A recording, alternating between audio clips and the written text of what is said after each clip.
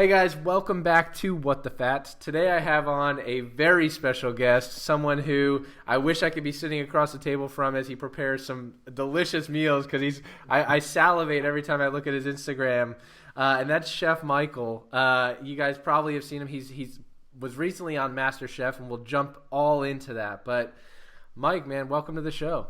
Thank you so much. Oh man, I'm super excited to talk to you because I think, one of the biggest pieces is that there's a lot of particularly women in the keto space who are putting out amazing recipes, and I'm like, Yeah. oh, this is great. And then all of a sudden I came across your page, and I'm like, man, we're killing it over here. You're crushing it with some of these recipes, man. So can you tell people a little bit about your background? Like growing up, like were you always interested in like cooking delicious meals? Kind of like talk a little bit about what your background's like. Yeah, I mean, I always love food. So, I grew up in a house where food was everything. My mom is an incredible cook. I actually got my first job in an Italian restaurant at 13, getting paid under the table illegally.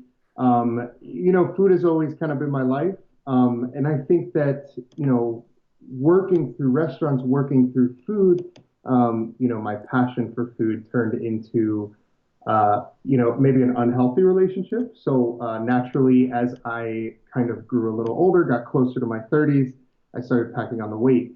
And I think that's sort of when, this keto journey started a little over a year ago when I decided, I hit 30, I'm ready to make a change. I want to take care of myself, but find a way to do it where I can still love food, where I can still love to eat. And I think that's the coolest thing about keto in particular is that, you don't feel, to me, to me, keto food does not feel diety.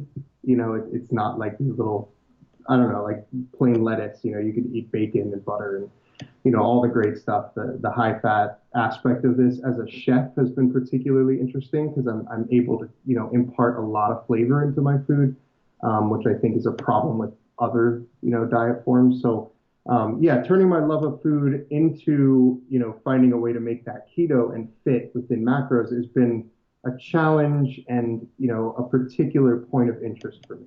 Yeah, I for sure. love that. I love that. And so where did you first hear about keto? I'm always intrigued to be like, oh, cool. Here's this guy who's making all these incredible dishes, and like it's not even there's nothing low Yeah, carb about it. And then all of a sudden it's like, well, how do I keto-fy this meal? yeah, that's funny. Well, we've all sort of seen keto, popping up here and there, especially the last, 2 years or so. So I had heard of it. Strangely, it wasn't until I watched a documentary on YouTube, on Netflix. I think it was The Magic Pill. Oh, Um, interesting. Yeah. and that I remember kind of in bed one night watching it and thinking like, man, I don't know, it just fascinated me that the idea that food could not just impact weight or diet, but could actually have, health impacts, I think really intrigued me. And truthfully, for me, the weight loss has just been one piece of why I'm passionate about keto. I have felt physical changes beyond weight, um, mentally, physically, emotionally, that I attribute a lot to the keto diet. And so, I don't think it's a joke. I mean, I think there's some really powerful stuff going on here. I But yeah, that's where it started for sure. You're spot on. I think it's amazing you mentioned that because I think so many people come into this from I just want to lose some weight, Right. or mainly they want to lose fat. Like I want to lose fat, and then they realize like, wait, there's all these other secondary, tertiary benefits that I'm Yeah. getting from this. Like, Yeah, wow, for this is sure. amazing. Yeah. So Yeah. you started doing this a year ago? Just over, I guess it was June 1st of last year. So a little over, yeah. I just hit my keto anniversary. Nice, Oh, man. yeah. Congratulations. Thank you very much. And a So big year, a because it big wasn't just weight loss. TV shows and all kinds of things happened. So it's kind of funny, like it's still very surreal to me how much of my life has changed in one year. Oh But my I guess gosh. that's the power of it all. It's the power of change and the power of kind of getting out of your comfort zone, taking some risks, That's and incredible. yeah, I think it's all connected for me. Like keto has brought a lot of energy out of me that I think has had broader impacts beyond losing a few pounds. For sure, man. And I know that, and I'm excited to talk about the TV shows and everything. Because like I all of a sudden I just remember the entire keto community is like, oh my God, like our chef's there. I was like, oh man, we got like our knight in shining armor there. I love it. Funny. I freaking love That's it. awesome. Well, I mean, the keto community is awesome, and that's the point. Like the support that we have, for anybody. I don't think it had anything to do with me particularly. I think that they would have rallied behind anybody who kind of talked about keto on a national stage, and that's what's so cool, for sure. And it's amazing because I think you're touching on one of the most important pieces that is really the biggest obstacle for people, and that is the food choices. Like the number one thing is I don't know what to eat. Like what can I have? Like the minute you tell someone like, oh hey, I'm eating like a higher fat, low carb, they're like, well, what can I eat? Like I feel like that destroys everything I can eat. And you're like, here's an entire plethora of options that are absolutely delicious. So Can you talk a little bit about some of your favorite meals? I'm curious to know like some of your favorite meals that you were cooking pre-keto that have been probably some of the biggest challenge to ketofy them, as one would say. Gotcha. That's a good question. I thought pasta was going to be my big weakness. Yep. I don't know. It's just that one thing that you think of as like the ultimate comfort food, especially homemade.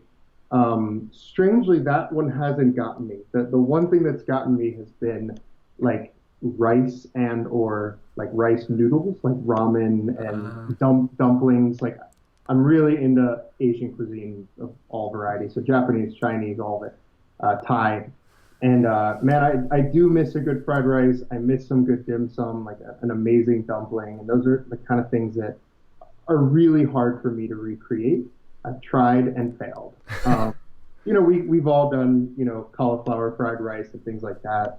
It'll pass the day, but a good Thai fried rice or something with pineapple and stuff is like nothing really to replace it. So that has definitely been my weak spot. And the couple times that I've cheated in the last 14, well, I hate to use that word, but the couple times where I really broke out of keto, one of which was eating a dim sum feast in Chinatown, and the other was pizza for my birthday. So very choiceful decisions, but strangely enough, pasta I have not really missed at all. I don't know why. It's just never really been a craving for me.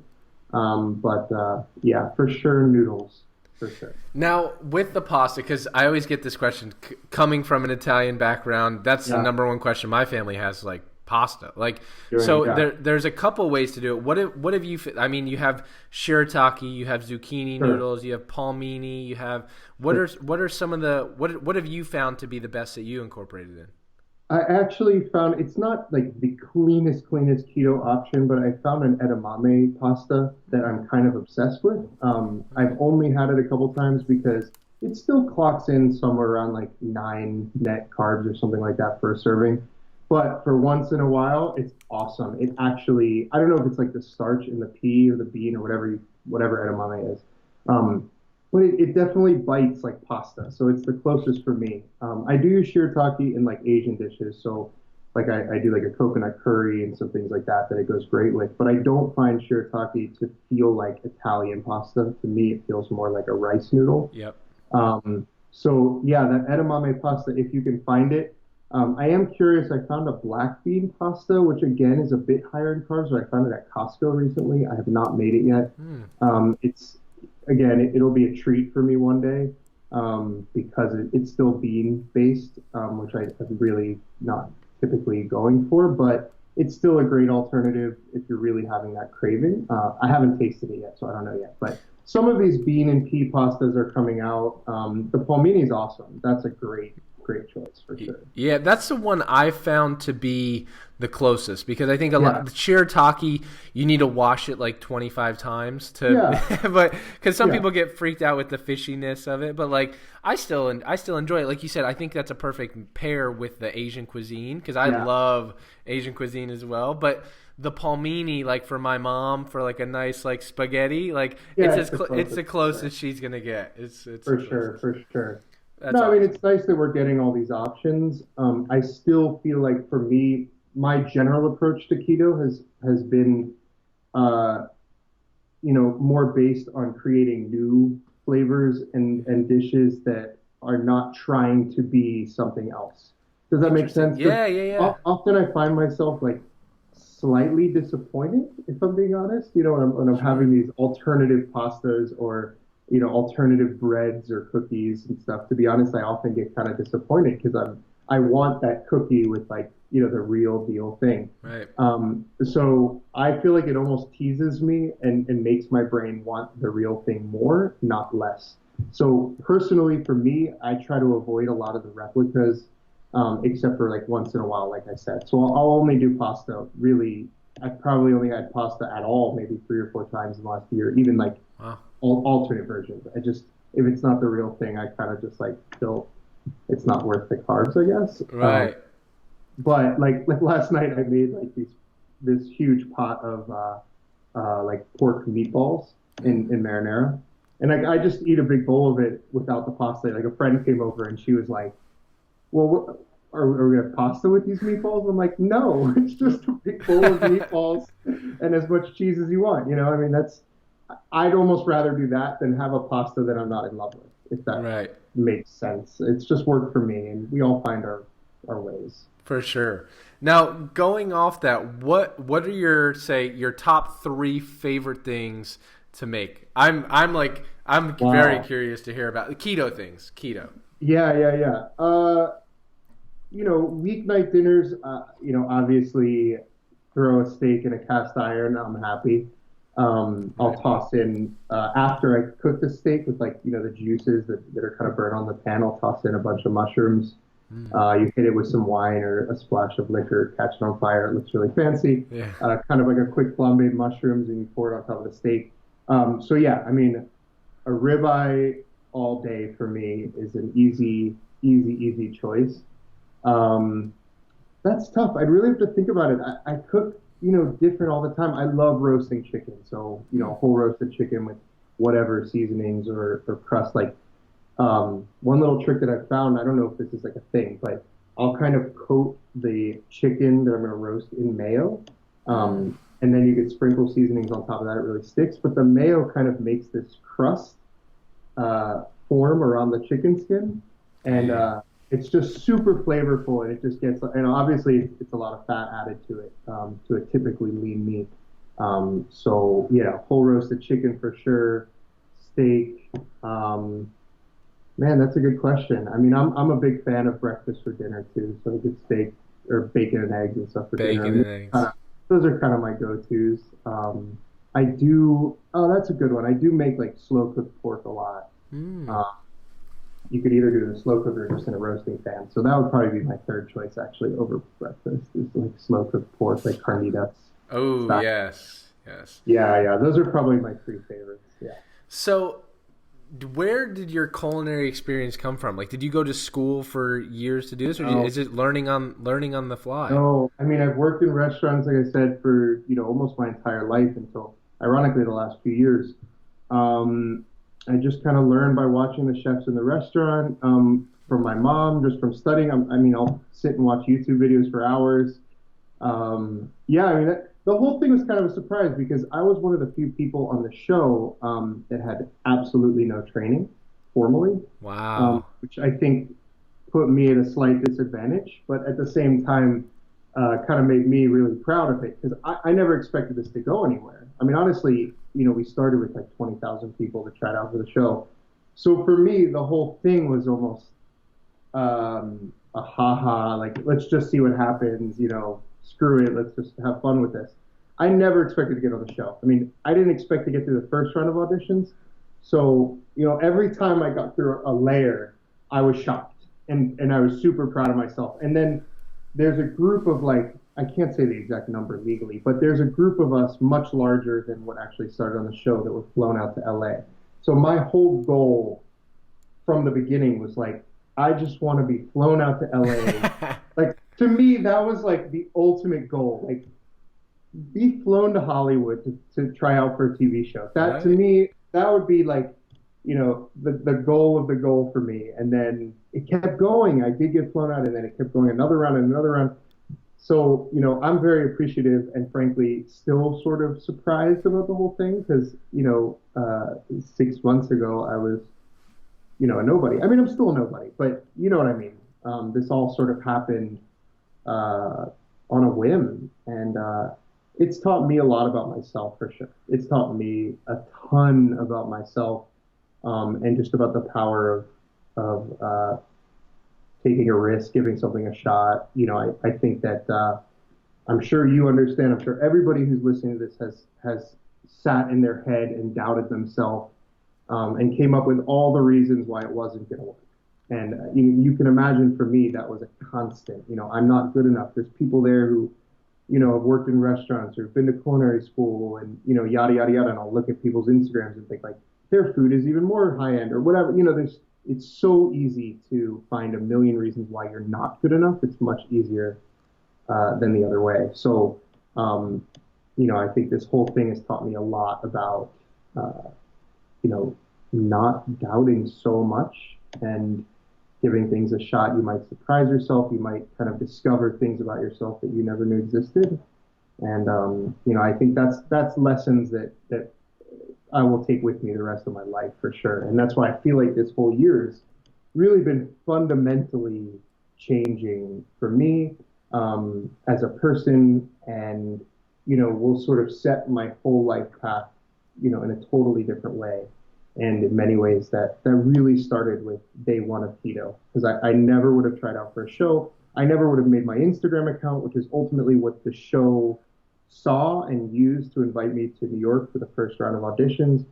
The whole story really started with a decision last year saying I'm going to make a change, and everything else followed. So, yeah, I think that's really been the biggest lesson for me. I was just talking to, again, one of our close friends who came over last night. We were talking about how most of us as adults, we get at various times in our life, we get feelings of, I'm stuck. And not necessarily in a bad way. We might have a good job, we might have a loving home and a family, but you feel a little stuck. You feel trapped in a routine. And I think that's an interesting topic, because routine is powerful. Routine is helpful. And routine can be really positive if you have a routine of going to the gym every morning and, whatever, you have a positive routine, but it can also be really, um, you know, heavy on your life. It can prevent you from pushing yourself in new ways. And so finding that balance between, a healthy routine versus feeling trapped, or feeling stuck is really interesting. And I think something that we all kind of play with and battle with as we get, a little older year by year. For sure. And I think that's an incredible lesson overall. Like, keto aside, I think you bring up some really great points of like you decide to make a change. You said like listen, at some point you said enough's enough. You ended up you're like you made a change. You ended up losing what, like 80 plus pounds? Yeah, yeah. Like, and you're like, I'm sick and tired of being sick and tired. Like, Right, exactly. I'm gonna make a change. And like your story, I think, will live on for indefinitely, in a sense that like you went from someone who's like, I'm just gonna make a change for myself, to less than 12 months later being on a huge TV show and inspiring people all across the world. And you were just like, I'm going to take a shot. Like, so many people would be in your position and be afraid to make that first video or take that submission and make it and submit it, because they're doubting themselves so much to go, there's 20,000 people. Who am I? Like, I'm just a Joe Schmo guy. And look, Right. like, you're going to inspire so many people just from that alone of you took a chance. You said, you know what? Why not? Like, I'm going to do this. And then next thing you know, you're being flown out to LA. You're on the show. You're hanging out with Gordon Ramsay. Like, everything, like, that's insane. Like, that's so Yeah. inspirational for people. I think that's amazing. Thank you. I mean, again, I never saw any of it coming. I never sought, I never tried to be on TV or inspirational. It just sort of happened Right. because, I gave something a chance. And I think in many ways I'm not an actor. I'm not somebody who wanted to be on reality TV. And I think in a way that really helped me, because, this really just is me. And I think people who watch the show, I got tons of messages and response from people I'd never met before. And they're like, look, I just feel like we know you. There's people who we watch on there who are yelling and screaming and acting this way or that way. And, you never did that. And we really appreciate that. And so I think for me, just being myself, and as you said, just making a decision to take a risk and put myself out there. Um, it paid off. And, by no means am I saying that, everybody should go try out for a TV show because it was a really tough experience at the same time. But I think that everybody should push themselves to something new, whether that means, a new job, a new vacation, whatever, take a risk. You really don't have as much to lose as you think. I know for me, speaking about the show, speaking about Instagram, speaking about everything that's kind of happened in the last year, a big thing for me in my head was, I don't want to look dumb. I don't want to look foolish. Um, that's an easy trap to get into. We have these social media accounts. We have everybody from high school, our family, college, whatever, watching our moves, and it's easy to get caught up in that. What are people going to think of me? What if I fail? What if I don't make it? Right. What if I start this weight loss journey and I fail? Like I know for me, I didn't start my Instagram account about keto until at least maybe 2 months into it because I was worried that I would fail. And I guess that's natural. But it's one of those lessons that I really learned this year. Same thing with just recently I put on my first YouTube video and, I dragged my feet on this for so long because what if I fail? What if nobody tunes in and watches it? Is it embarrassing? Is my sound quality too poor? You again with these negative thoughts. Right. And ultimately I just decided like post, screw it. Let's see what happens. Yeah. I mean, at this point, what do I have to lose? And that again, these are the lessons. 6 months ago, I never would have done it. Now that I've already looked like an idiot on TV, I don't have that much more to lose, so I might as well go for it. But yeah, again, just go for it. For anybody listening at home, it's tough. It's much easier to find the reason to not to do whatever it is that you're talking about, but you can do it. And kick that routine. Sometimes you need that little change in gears, and it'll spark something new for sure. That's incredible, man. I'm getting goosebumps because it's funny. I didn't even think about this, and I don't think things happen by coincidence. But I posted something on Instagram this morning, and it says risk is always better than regrets. And it's funny because we're talking all about taking risks and literally someone could be sitting at home right now and they might have been applying, thinking about applying for the show at the same time with you, and they might be living with regret now because they never took the risk of submitting their application. So yeah, it's crazy and I love that you're definitely inspiring people way beyond the keto community of listen, whatever it is, new hobby, new job, whatever, take risks. Ask that girl on a date. Exactly. Whatever. I don't know. Who knows? Exactly. Yeah, totally. I love But even, that. even within, kind of, even within keto specifically, I think it's all a big risk. I think it's a huge risk to decide that you're going to start taking care of yourself. Yeah. I get questions all the time. Where do you start? How do you start? I mean, you have to first and foremost just decide. You have to, hit that start button. After that, then you can get into the technicalities. You can get into the, tracking of your macros and this and this and this and coming up with an exact plan. But I think it's a mental decision before anything else. Like with the show, I didn't want to do it at all. I mean, I had no plans of doing it, but it wasn't until I decided that, okay, fine, I'll go to New York, I'll do this. And that moment was really critical for me. Just like the moment when I started, doing keto, just like the moment when I decided I'm going to post this YouTube video, whatever it is, you got to just decide and own it, and give it 100%. 90%, 95%, it's not enough. That's right. It's just the reality. It's tough, but that's the commitment that we have to make. I would say that's true across so many things with your relationships. your husband, wife, boyfriend, girlfriend, whatever, you can't give it 90%. You have to give everything to your person, to your diet, to your food, to your whatever it is you're passionate about. Yeah, 95% is not enough.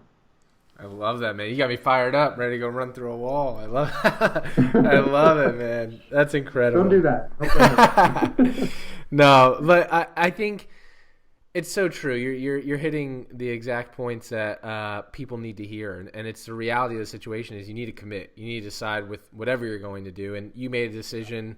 I want to talk a little bit about like that. You made a decision. Hey, I'm gonna submit this. I'm gonna apply for it. So what was that like? Like hey, I'm gonna try and get on this show. Did you have to submit one of your recipes? Was that recipe keto or was it just like a regular recipe? Like what was it No, like?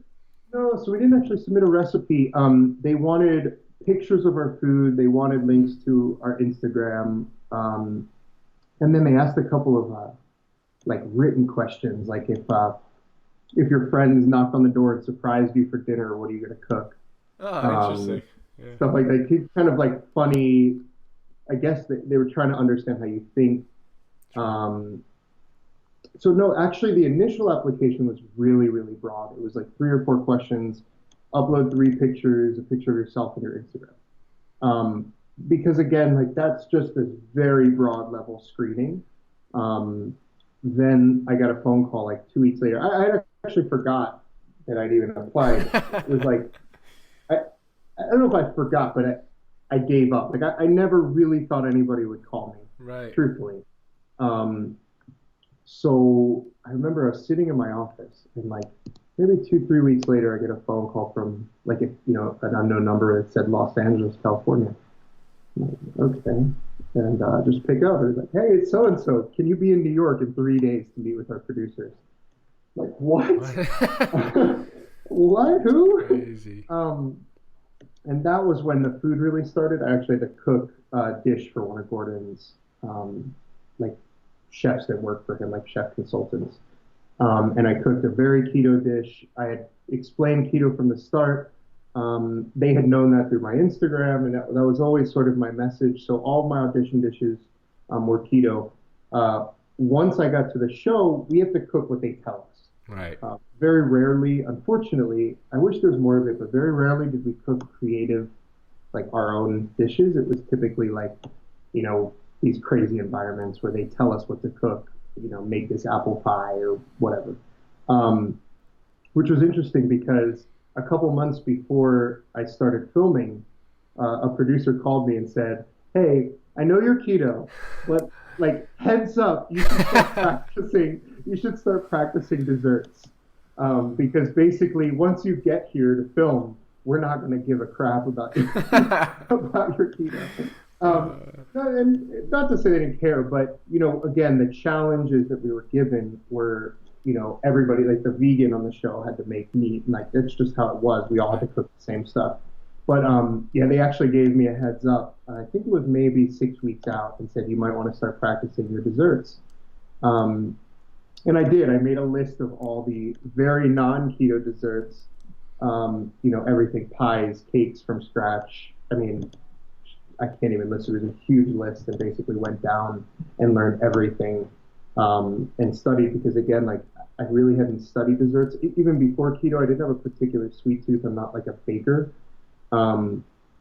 So I practiced very aggressively the month before and basically gave out a lot of treats to my friends that month before I went to LA. So they loved me a lot. um, but yeah, the show obviously couldn't get too much into the keto messaging. Um, I'm wondering, like, if you watch the show, the beginning couple episodes are interviews, or I'm sorry, our final audition where we cook for the judges, and unfortunately, for some reason, they only showed 15 of the 20 of our auditions, and so for whatever reason, I didn't make the cut for the footage. I mean, there's always all this editing that goes into it, and I don't know. I was really proud of that dish, the crab cakes, and Gordon loved them, and that's what I made the first YouTube video about. So that kind of like annoyed me. That was like the only thing about the show that really annoyed me. I hope I don't get a phone call for talking crap, but No, it really irritated me that they didn't show my audition because it was beautiful and it was keto, and I talked about that in front of the judges and with Gordon, who my understanding is that he have himself has dabbled with keto, and Yeah. he's a fitness guy. He's at the gym every morning and stuff. So I was really hoping that they would show that, but yeah, I can't control the editing. Yeah. But after that, I had a bunch of good stuff going on. So. That's awesome, man. Yeah, I saw that video. It was like Gordon Ramsay loved my crab cakes. I was like, that's awesome. Yeah, but then they don't show it. Like, damn. So what was on the show? What was your favorite dish that you cooked the entire time? Good question. So we had this, the show, we get these mystery boxes, and that's the only time we do get to cook creatively, where they'll give you a very, like a surprise box of ingredients that you have to use on the fly, and they truly don't give us time to plan. I know a lot of people at home, even myself from previous seasons, I thought that actually, they had time to plan it out and think about it, but truly it was, like open the box and get started. You have 45 minutes. Wow. Anyway, so this particular mystery box was Latin influenced ingredients, and we had to make a Latin dish, and it had like these bizarre South American fruits and corn flour and a bunch of things, and fresh seafood that we had to use. I really loved the dish. It wasn't 100% keto, but it was gluten-free and still relatively low carb, other than I took the corn flour, turned it into tortillas, and then cut them into little strips and fried them to make like these little crispy nests on the top. But it was like a grilled shrimp and this prickly pear cactus salad and an avocado mousse on the side, sort of plated somewhat contemporary. But I make that avocado mousse a lot, so I was really happy when I saw avocado. I'm sure we all know in this community how important avocado is. I don't need to get into that, but that one I was very happy with. And so I whip it almost like whipped cream. If it's really ripe, you can put it in, like a stand mixer, like a KitchenAid, and actually whip it with a little tiny bit of like sour cream, and actually turn it into like a very mousse-like whipped avocado. And then I piped it with like a cake piping bag into modern dots. So it's an awesome way to sort of elevate avocado. We all kind of understand it sliced or in guacamole, but you can kind of elevate it in some interesting ways. So I was really proud of that dish, the grilled shrimp, the salsa, and the avocado mousse. It was really, really nice. And I definitely hope to recreate that now that I'm home. Yeah, definitely. Yeah, that was a good one. I was proud of that. I was like at the top. That was one of the better dishes of that. So. You'll have to tag me in that so I could see it whenever you remake it. Yeah, for sure. I love it, man. Yeah. What did the other chef did they know like, oh, this guy's like the low carb keto guy? Like, were they like, oh my gosh, that must be so difficult? What was their reaction? Yeah, I mean, they saw it from the beginning. Again, like when I presented that first dish, it was to all three of the judges, and I talked to them about the weight loss and the changes that I'd gone through in that year. And I think all three of them were really impressed with that level of commitment. I think that, as we were just talking about, it's very challenging to make that sort of change, to go from over 300 pounds, to the low twos in, whatever. Really, it was like 9 months, because once I started filming, I've been in maintenance all this year. So it was really about 9 months or so. It was a tremendous commitment, and I think it showed the judges, sure, my food was in front of them, but I think it showed them the person that I was, in terms of how hard I work at something once I commit to it. And that's true. I started my real estate business about 5 years ago. I wanted to try something new, and again, like even with that, once I decided to start a business, I really dove in, with 100% commitment.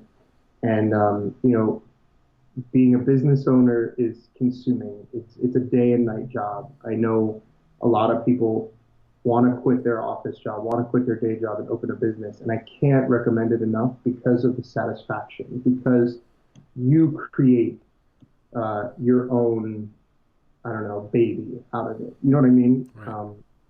It's a really powerful feeling when you work hard at something for a long time and you sort of see the fruits of that labor, not just in terms of money, but in terms of, creating something.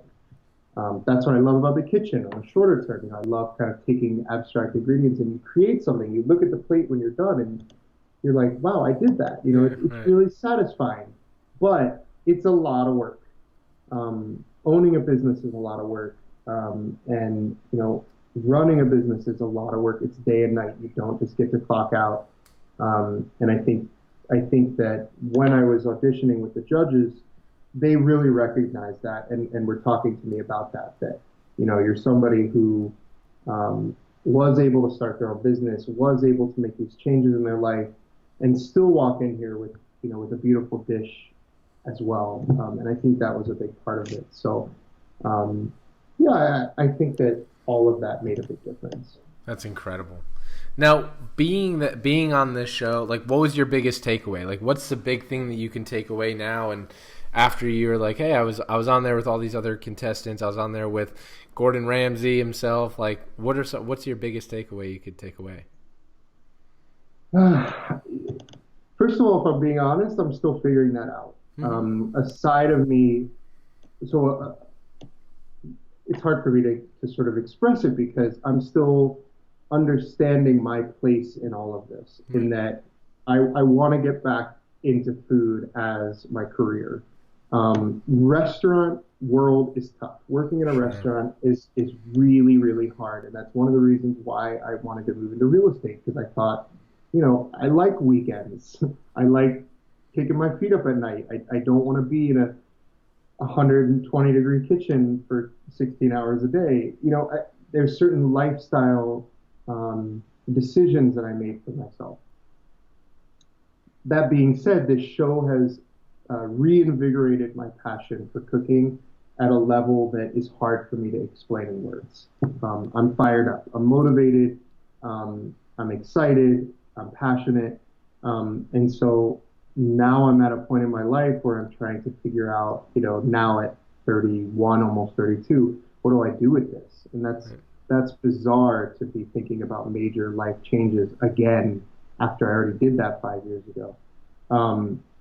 So, a lot of my takeaway from the show is, what am I going to do with this now? Like, great, I was on TV, I had my moment in the spotlight, but now what? It means nothing if I don't do something with it, because in 6 months, hell, in 1 month, people will forget. That's just the truth about TV. If you're not giving content, or you're not finding your own path, the TV show, as soon as the season ends, it doesn't really matter if you're first place or last place. When the show's over, it's over. So right.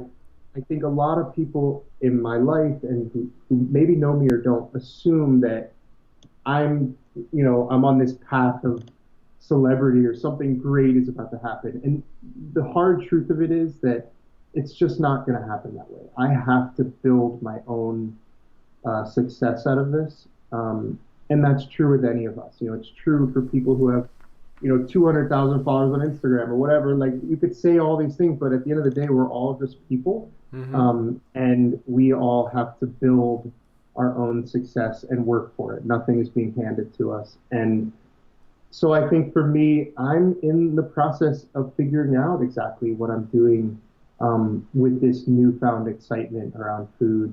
I know that it's going to be around keto. I know that, my passion and my beliefs right now are so heavily centered around, low carb, high fat, that I know that that's a big part of what I want to do. I also recognize that I don't want to be working in a commercial kitchen. So I think getting back into the entrepreneurial spirit, and using that skill that I learned in running a business already, but converting that into food, is something that I'm really interested in. Also, not for monetary reasons, just for myself. YouTube videos and teaching people how to cook like a chef, in this keto structure, is something that I'm really, really excited about. I know that there's tons of amazing, amazing resources for recipes and food accounts and blogs and stuff on keto. I want to try to focus a little bit on combining that with, traditional chef techniques. Right. Some people who want to step their game up or who want to impress their friends. I really believe that keto food is or can be just as high end as any other food, and just as beautiful and just as rich and filling as any food. And I think teaching that to people, like my sort of goal is, can I get non-keto people to eat my food That's and right. enjoy it the same? Like it's great that our keto community likes my food, but can anybody? That's the question. And so yeah, I'm looking to do some pop-ups. I'm looking to do a lot more online, blogging and recipe development. But yeah, taking away from the show is what am I going to do with this now? Personally, what I took away from it is what we've been talking about: the power of taking risks, Right. the power of stepping out of your comfort zone and pushing yourself out of that comfortable spot that we all know and enjoy, but understanding the power that lies beyond that, sort of, opening up that potential. And again, that's all part of this. Like a year ago, I would have never thought I could make a career in food as an entrepreneur on my own. Mm-hmm.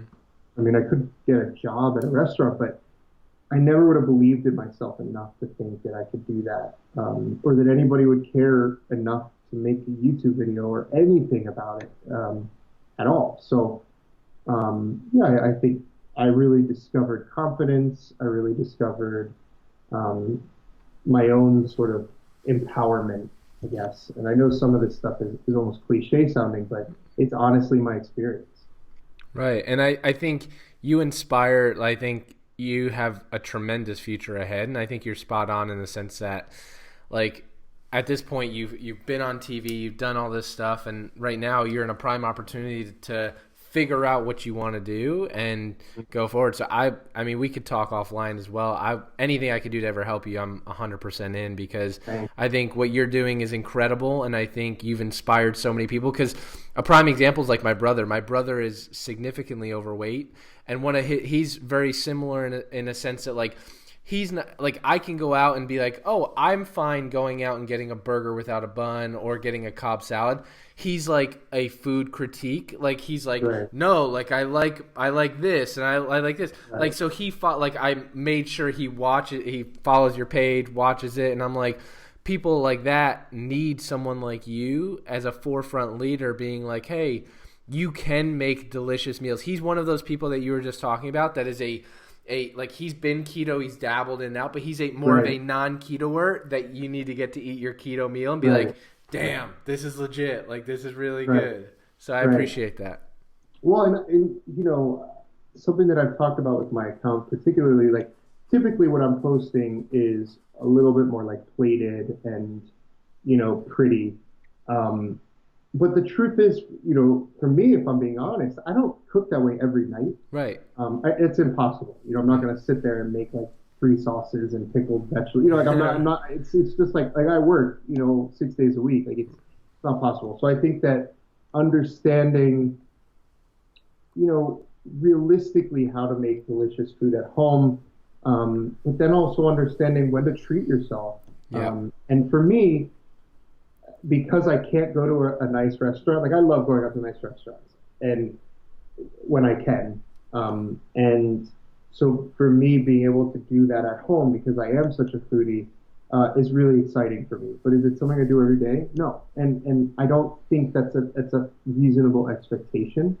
So I think at the same time that I want to communicate this message that keto food can be beautiful, it can be chefy. It's also, when it comes to actually finding success, in weight loss or whatever your goal is with keto, because it's a lot more than weight loss, it's really for me more about finding good, satisfying food that'll fill you up, make you feel full and happy. And, I don't know if, I don't want people to see my page or see my food and think like, there's no way I can do that. Like, Yeah. I know a lot of people, like my fiance is terrified of the kitchen. And I think that a lot of people are, keto or not. And so finding that balance between, what's realistic and then also what's sort of a goal for, setting yourself is really, really important.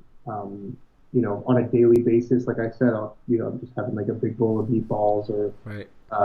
cheesesteak and a lettuce wrap or a bunless burger. I mean, um, that's realistic for daily success. We don't have 2 hours every night to sit around and cook a five-star meal, and Right. nor do I think that that's what people should be doing. But it's fun once in a while, for a dinner party. But that's also why, like, I'm excited about putting together some of these pop-up dinners, which I'm going to try to be doing in multiple cities. So, Oh, cool. like once a month, I'll be in a different city, and I can do like a 3 or 5 course dinner that's keto, that is nothing that people have been able to find right now, but it's a treat, that look, we can't all go to a restaurant and spend $100 every day, of course.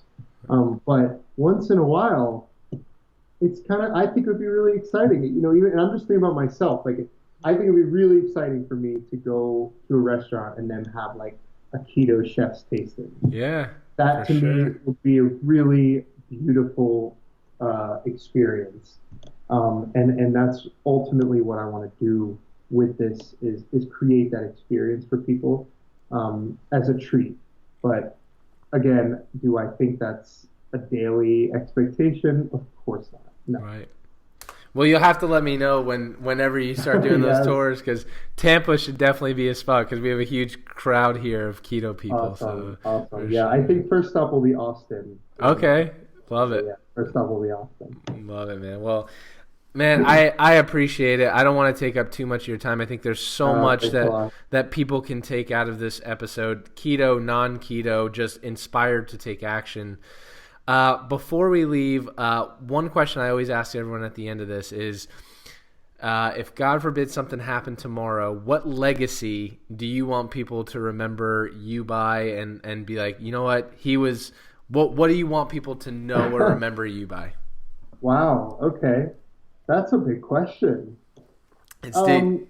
Um, I want to think that people remember me for my food, but I think that what I really have learned in the last year, and I know we've mentioned this today, but honestly, I just feel so strongly that we all have an immense power inside of us. We all have talent that is untapped. We all have potential that has not been released. And I think that most of the reason that it's not is because of our own thoughts and our own doubts. And so I hope people remember me for this message that you can do it.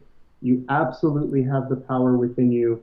Make a change, step out and do it. As I did in the last year, whatever that means for you, you do have the power within you. So I hope that anybody has, even one person has been inspired by my journey, because this has been one hell of a year, and I hope that it's just the beginning of many more exciting things. So. Well, I certainly believe that, and I'm super inspired. I know the entire community is by you and your work, and I just wanted to say thank you on behalf of everyone for what you do.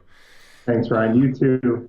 Thanks, You too, man. absolutely. I appreciate it. And so, before we go, where can people find you? I know you just started your YouTube website, Instagram. What are what's all your Yeah. stuff? So my website, chef-michael, chefmichael.com with the dash in between. I mean, that'll obviously link you out to all my other social sites as well as the YouTube. I also post the written versions of my recipes on that website. So chefmichael.com.